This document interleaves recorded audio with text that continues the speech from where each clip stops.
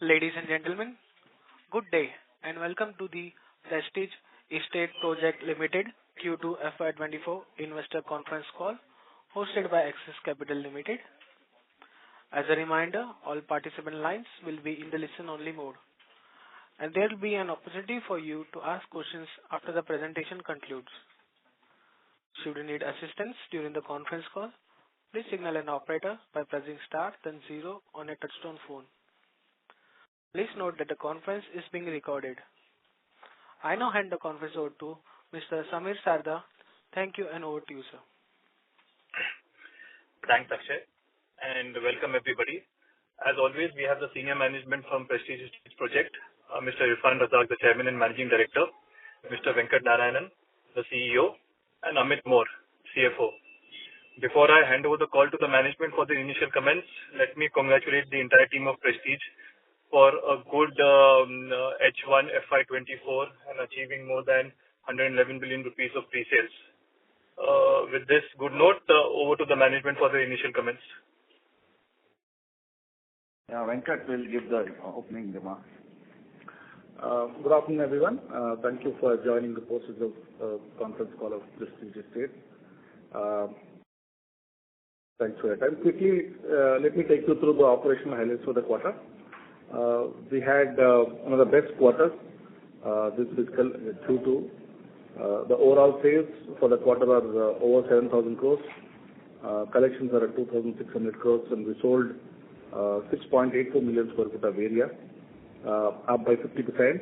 Overall, we sold 3,659 units. That's almost 40 units a day, and with the highest average realization per square foot of 10,369 rupees per square foot. With this, our H1 sales are at a little over 11,000 crores, 11,077 crores. If you look at overall FY23, we have done 13,000 crores. So in the first half of the year, we come closer to what we did in the full year last year. Collections are at 5,364. We sold close to 10.5 million square foot of area and 5,935 units. Average realizations again over 10,000 rupees square foot. We had launched during this fiscal mainly almost everything that we have launched is a residential project. H1 saw 16.21 million square foot of launches overall. Majority of them are being in Q2, which is Park Grove, Prestige Serenity Shores, and 2 projects in Hyderabad. In the beginning of this fiscal, we had launched the Prestige Lavender Field. Would like to place on record that all the projects that we have launched have received exceptional response and therefore helping us to clock the numbers. In terms of completions, first half of this year, we have completed 8.11 million square foot of area. Residential is 7 million and commercial projects are around 1.2 million. In terms of financial performance, overall for the first half of the year, we have clocked total revenue of 5,222 crores. As you know, the revenue recognition is on a completed basis, which is directly linked to what projects get completed next quarter, and also if there is any completed inventory that gets sold during the quarter. EBITDA for 2,424 with a PAT of 1,227. We did have some exceptional item during this quarter that contributed to the income by virtue of consolidating our stake in Prestige BKC and Prestige Turf, the project at Worli, the Prestige, what we call it as. There are some gains in terms of accounting, so therefore that is treated as an exceptional item for the quarter. Moving ahead, we have robust pipeline of launches. Couple of projects in Bombay in terms of Prestige Ocean Towers at Marine Lines and Prestige Northeast at Worli. We have Prestige Pallava Gardens at Chennai coming up for launch. We are launching one of the biggest projects in Hyderabad in the form of Prestige City, Hyderabad, tomorrow. And We also have other development launched in Hyderabad in the form of Kings County. So we have got robust pipeline for launches for the rest of this year as well. And we look forward to continued response on the customers. Overall, if you look at in terms of construction spend, in addition to the operational financial highlights that we have mentioned, we spent on construction 1,726 crores this quarter. Overall, first half of the year, we have spent 3,500 crores of money on construction. In that, 2,400 crores is for residential, and the remaining is split between commercial, retail, and hospitality projects. During the quarter, we also had high amount of spend on land acquisition, close to 847 crores overall. In that, major acquisition is the land that was bid and acquired in Hyderabad at Badwin, 600 crores, and some other payments that were made for the land at Goa and one in Delhi and Prestige Falcon City, the next phase of the development. With this brief, would like to open the forum for question and answers, please. Thank you very much. We'll now begin the question and answer session. Anyone who wishes to ask a question, press star and 1 on the touchtone telephone. If you wish to remove yourself from the question queue, you may press star and 2. Participants are requested to use handset while asking a question. Ladies and gentlemen, we'll wait for a moment while the question queue assembles.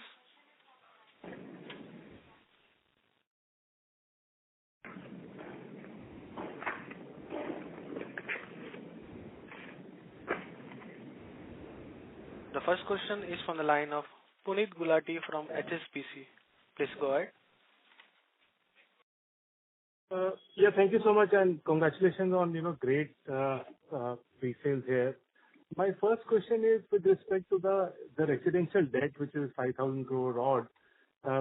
Can you comment upon what does this debt really relate to, and how do you see the trajectory of this debt, given that you are recording such startling sales and collections as well? How should one see this moving in a year down the line?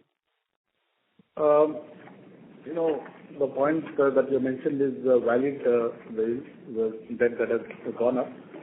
But, with the kind of opportunities that are available and the traction that we have for our launches, we need to increase our portfolio of, upcoming projects as well as, securing the land bank. It does take 6 months to 1 year to get ready these lands and make them into projects and get ready for the launches. Therefore, substantial amount of investments have been made into the acquisitions.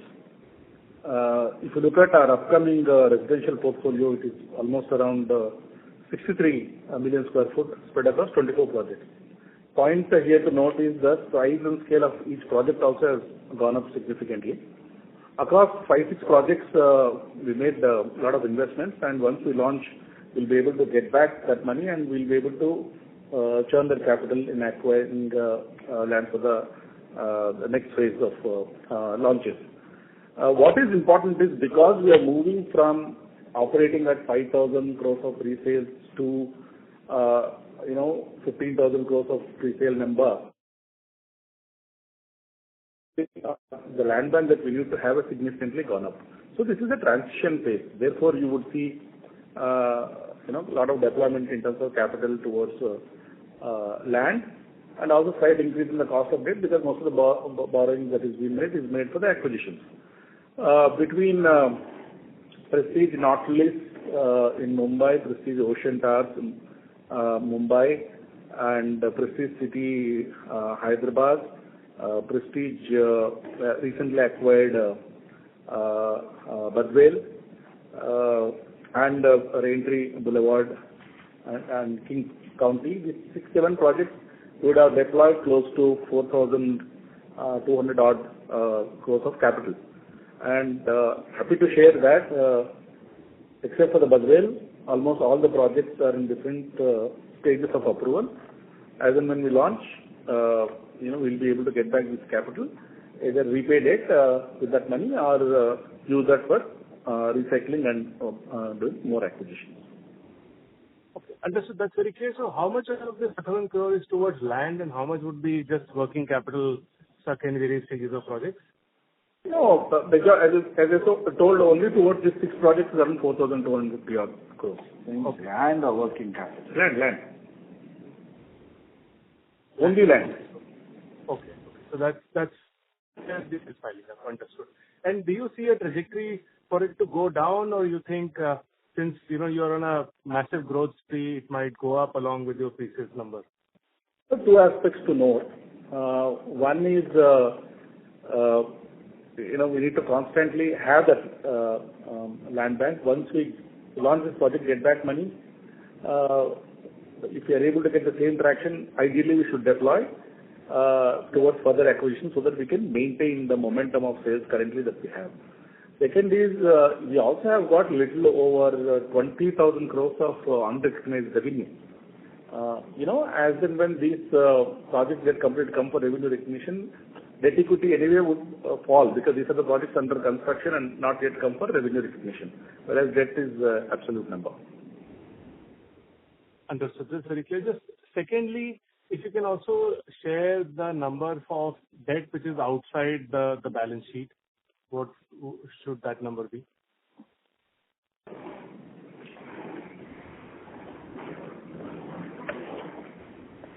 So we have close to 2,200 crores in JV, majorly comprising in Lakeshore Drive close to 400 crores, Bamboo 1,300-350 crores, Tech Park 250 crores, and Thompson 300 crores.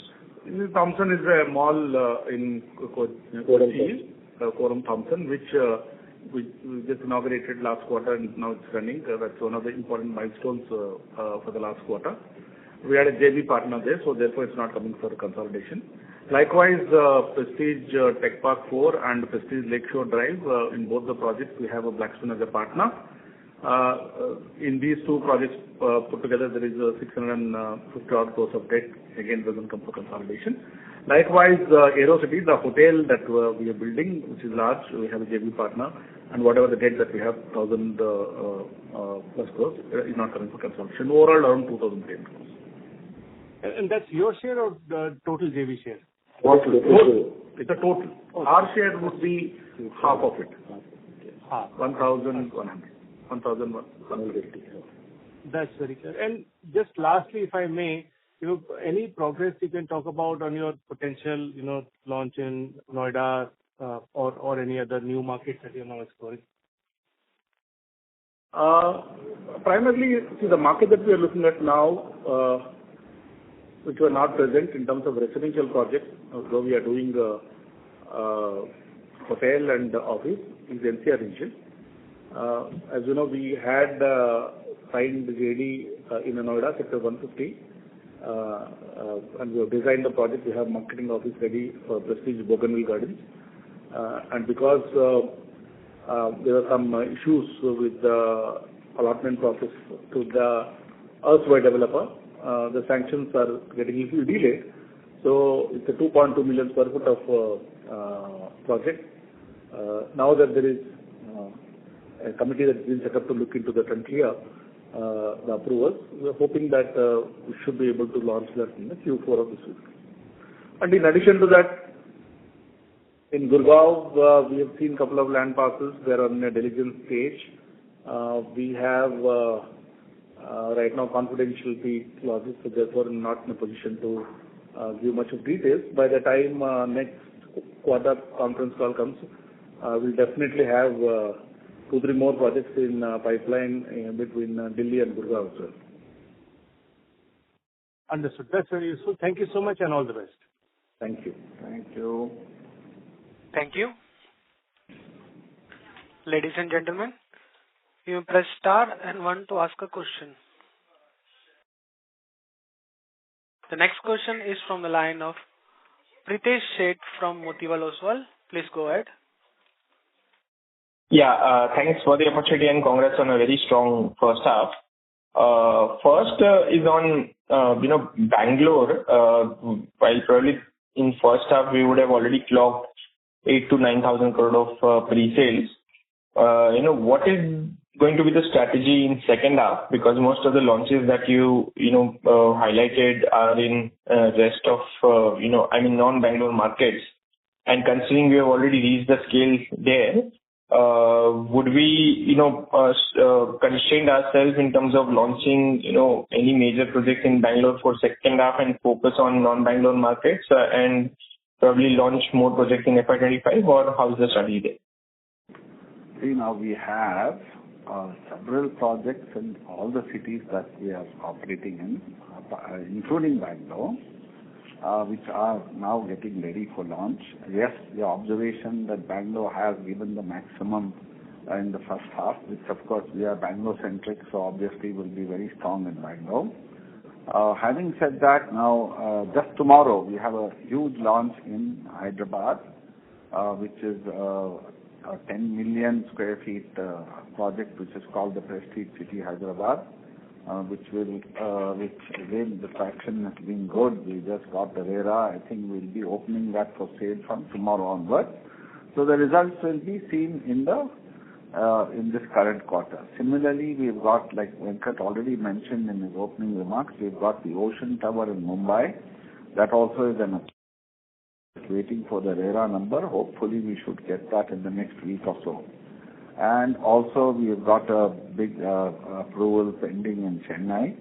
Apart from that, we have Goa, and like you also talked about the NCR. Yes, there's one stillborn project in NCR where we are hoping the approvals will come. And in Bangalore, of course, there are several projects that are there, including there is a big development, which of course that will happen in the last quarter of the year, which is the Raintree Park. So there's plenty of things happening, and yes, I can't launch a huge project like how we did in Bangalore, the Park Grove, every quarter. There will be some thing, but we have done all our math, and we are very confident to see that we reach that 20K mark which we guided, and that will come from different cities, different sources, and I don't see any anxiety in that. Of course, we will not. I don't know. Let's see. We did 7,000 crores in this quarter. Whether we equal that or we fall short of it is there, but overall 9,000 crores in the next 2 quarters is what we have planned for, which will inshallah happen. Sure, got it clear. And larger projects like Southern Star, Raintree Park, Raintree Park you already mentioned, and Falcon City Phase 2 would be next year launch, right? I mean, that will happen in the last quarter, but the Southern Star and other things will definitely happen in the following year. It won't happen this year. Also, the Falcon City Phase 2, these are all under planning, under approval, which will take its own time. But we are pretty confident that whatever we have in the other cities definitely will chip in and give us the necessary numbers. Got it. And just wanted to, understand your strategy about, Park Grove, considering we launched that whole project altogether. Given a very strong demand and pricing environment, why not, choose to, launch it phase by phase and get that pricing traction as well? So what was your thoughts behind that? No, see, we've got the required pricing. Of course, we have some inventory still in Park Grove. Having said that, I believe when there is momentum and there is interest and there is demand, we should definitely try and see that we cash in on that demand. And now we've also awarded the contract to L&T. The entire contract is finalized for the civil work, and they are also going to build it in one single phase. It's an outlook. It depends. Like we did Prestige City in Sarjapur. We thought that we're building it over 10, 12 years, but when things have been good, we said, why not do the whole thing? And just this morning I was there. We're going to complete that almost at the same time, about 7,000 flats. And then that gives the team that much courage. The customer gets the courage that yes, Prestige launched this and now are delivering it in time or maybe before time, and we move on. because that also frees up the space for us to do more. I mean, again, if you try to phase the entire process, that entire site becomes a construction site all the time, every time. There'll be labor movement, logistics. There's a lot of human interaction that goes on, customer dissatisfaction. This way you can show the whole picture and complete it, and then it's a mindset. I mean, we believe in just taking up things, conclude it, and move on. Like even in Mumbai, we're doing the Prestige City in Mulund. We are doing the entire Belenza all at one time, and Siesta, we did the topping up last week in Mumbai. We had a topping up ceremony. The entire 55 floors has been completed. It's now only finishing. Now there's one more component in the Prestige City Mulund, which is the Forest Hills, which will be launched either in the last quarter or the first quarter next year. Got it. Very interesting side to hear on that. Just lastly, an outlook. I mean, there's no sense in absolutely. There's a holding cost, there's an interest cost, and the market can change. So when things are happening, why not do it? Absolutely, agree. Just last question on collections. So the efficiency or collections to sales ratio has dropped down to 50%. Obviously, it's understandable given the sudden scale up. But the second half, what's your outlook on collections? This 5,500 odd crore can go up to 12,000-13,000 crore in second. I mean, overall for full year can go to 12,000-13,000 crore, or it would. It easily should go to around 12,000. And last year we did 10,000. And this year it should easily go up to 12,000. It's again a function of sales, getting the agreements done. And, I'm happy to say that Park Grove we launched, we sold. But they had a agreement mailer. Just in just 3 days' time, my people were able to, issue out 1,000 agreements. So that's the type of, scale up we have. There's no lack of sort of focus on this. And customers came, very happy, got the agreement signed, handed over. So we preempt all this. So there's a sort of a huge traction on this, just not the booking. It has to go to the next step and to the next step.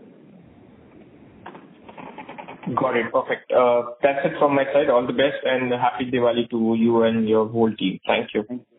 Happy Diwali to all of you. Thank you. A reminder to all the participants, you may press star and 1 to ask a question. The next question is from the line of Kushagra from Old Bridge Asset Management. Please go ahead. Yeah, hi. Thanks for the opportunity and congrats on solid numbers. Just few questions. One, on your debt side. So, if I remember on your investor day, you sort of mentioned that residential cash flows will take care of significant part of commercial capex. To some extent, yes, but it looks like that a lot of cash is getting deployed back for going higher in the residential because you're setting new benchmarks every year, right? So to fund that 3,000 crores every year for commercial capex, you have to rely on external debt. Just trying to get a sense on do you think there will be higher debt intake versus what you thought initially? Because your residential business is growing very well and investments are required in that. And do you still sort of stick to that 11,500 crores of net debt as peak levels, or you will see some upside to that levels over the medium term? Still maintain that for residential business, we really do not require debt. It's only a temporary phase where there's an opportunity to buy some land. We have to buy the land and then churn that into a project. And we've been doing that successfully at top speed. Like Venkat really said, that the only project that we have not churned so far, which will take at least 6 to 8 months, is the Goodwill land, which we bought recently, which is some 600 crores. But the rest of it, there is a churn. There's a huge amount of cash that has gone in, which will come back. Where I need debt is only for my capex, which is office, retail, as well as hospitality. And I still say this time and again, that residential business, you have no need or necessity to have debt. Unless, of course, again you are using that cash flow for buying something else. But there has to be some hard stop, and I believe that we've actually scaled ourselves quite big. And of course, there's a lot of money that has gone into Mumbai also, which at some point of time will be turned back. Sure. No, what I meant was residential, I totally understand you don't need debt, but there is a 15,000 crores of investments which you need in commercial. Tell you clearly, sir. It's just very muted. Is this better? Is this better? Yes, please go ahead. Go ahead. Yeah. So basically what I was trying to understand is residential does not need debt. That I totally understand. What I meant was because your residential need investments to sort of maintain the benchmarks, the commercial capex, which is to the tune of 15,000 crores spread out over 4 or 5 years, that may need some amount of debt. So you initially guided that residential will take care of commercial capex also. But now, do you think the debt intake will be much higher versus what you anticipated earlier? That was my question, actually. No, I think residential surpluses will definitely take care partly for the commercial and the others. We have to fund that. There has to be a mix of equity and debt even for that. So I don't see any problem there. In fact, we're getting a lot of positive cash flows from all sides. And with the type of launches that are happening and the success that is coming in the launches, we have to be cash positive, not cash negative. Correct. Sure. That's helpful. The second question is some questions on your project. So if you can give some color, how much of Mulund out of the total launch do you have sold or yet to be sold now, and similar numbers for Jastan and Daffodils as well? Yeah, the Mulund is like 75 to 80% sold, what we've launched. And Jasdan is just one single project. Everything we've launched, of course, some floors we still had to get the CC, so some floors wouldn't have. But then out of total number of units, we've actually sold more than 50%. All right. And last is just on your clarification on your Bangalore project launches. So you said because you had a very heavy first half in Bangalore, the launches may not be as steep in second half. But just wanted to understand, in the presentation you mentioned FY24 against all the upcoming Bangalore projects. Just trying to get a sense, what exactly do you mean by that? And majority of the launches for that 26 million square feet is going to happen when? Yeah, now the upcoming Glenbrook, in fact, I just got the RERA number today. Then we have County Dale, which is almost approved. Then we've got the other one that will come in FY24 is Raintree Park, Pine Forest, Somerville, and these will definitely come, and Camden. These and Kings County and the Sunset Park all will come in FY24. What will not come in FY24 is Southern Star, Park Ridge, the Falcon City Phase 2, and Greenmore. This will come in FY25.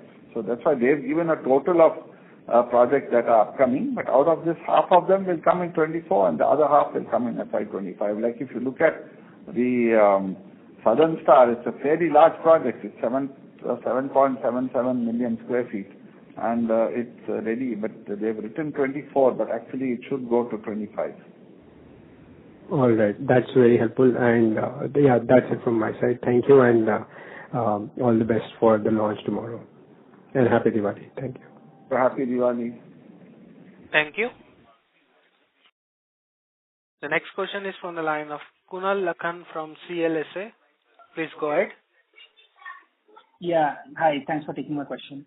My first question is on as an organization, how we have scaled up in terms of manpower or technology.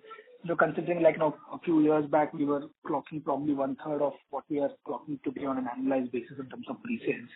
So just wanted to understand how we have aligned our business and in terms of managing this scale. No, it's a dynamic thing. It will keep changing. The 100% as and when there's a need. We keep scaling up on manpower and everything else, and I believe that it's only everything will fall in place. There shouldn't be any problem. We have enough people. We have people who have been here with the company for quite a long time, and we also do get new competencies. So it's a good mix, and the younger and older mix also helps. Sure. A related question on that would be, like, say, if you look at, including us, there are at least 3 other guys who are clocking like more than 15,000 crores of resales on an annual basis. So industry as a whole has, also scaled up. So, do you see any challenges on the execution side, or say predominantly on the contractual side, not enough contractual bandwidth to, manage the scale? How do you see that? No, that's an excellent question. Obviously, when we sell something, we also need somebody to produce it, build it for us. Fortunately, we've got some good relationship with some big contractors, contracting companies, and they are more than happy to do work for us. So it's like, a lot of things are, it's like a partnership that happens with the contracting companies, and that is helping us to do things more confidently. We've got 2 or 3, plus we also do have an in-house contracting firm also, which turns around 500 crores worth of product every year. But then that is not enough. But that's why we've got the external agency, which also helps us. So no issue there in terms of bandwidth or...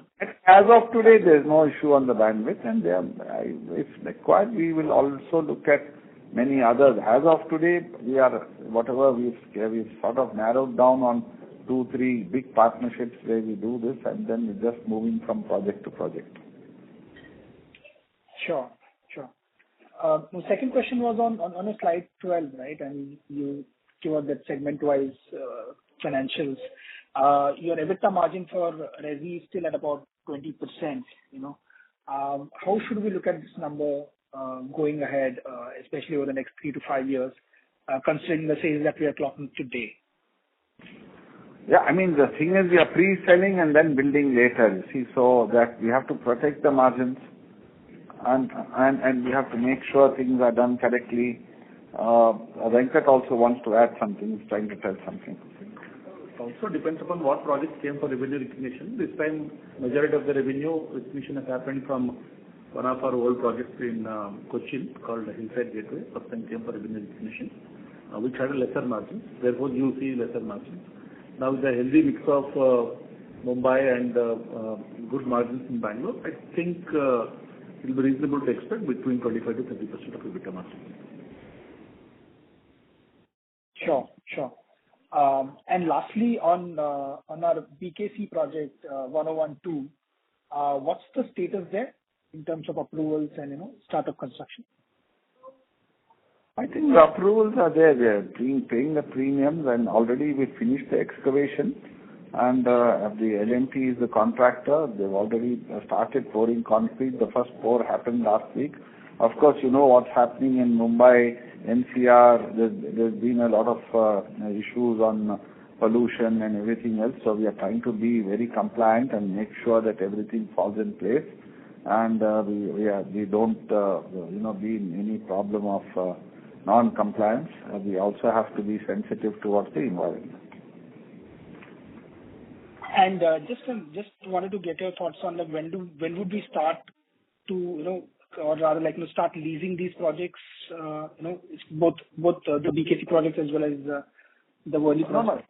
Leasing generally happens only when the property gets sort of ready or almost ready.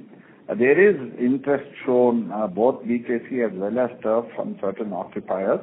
But if I try to lease something today, obviously I'll get a much, sort of a slightly discounted rent. But once the product is ready, the rent will be that much more higher. So we are not in any anxiety. I believe the type of product that we are trying to produce in both Mahalakshmi as well as in BKC, there should be no dearth of occupiers. Yes, it will give a huge boost to the confidence that in case there's some large occupier that comes in. But I think the team is working even on that. But I don't see any anxiety on that aspect of it. Sure. Thanks so much, and all the best, and a very happy Diwali to all of you. Thank you. Happy Diwali.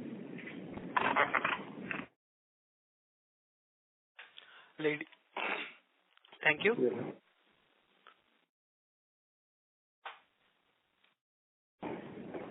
As there are no further questions, I would now like to hand the conference over to management for closing comments. Thank you for your very, very active participation and insightful questions. It's been a good quarter for us. Hopefully, inshallah, we'll do many more better quarters as we go along.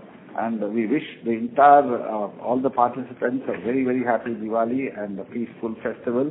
And may this festival bring you peace and harmony in all your lives. Thank you so much. Thank you, everyone. Thanks for your time, and wishing all of you a very happy Diwali. God bless you. Thank you. Thank you.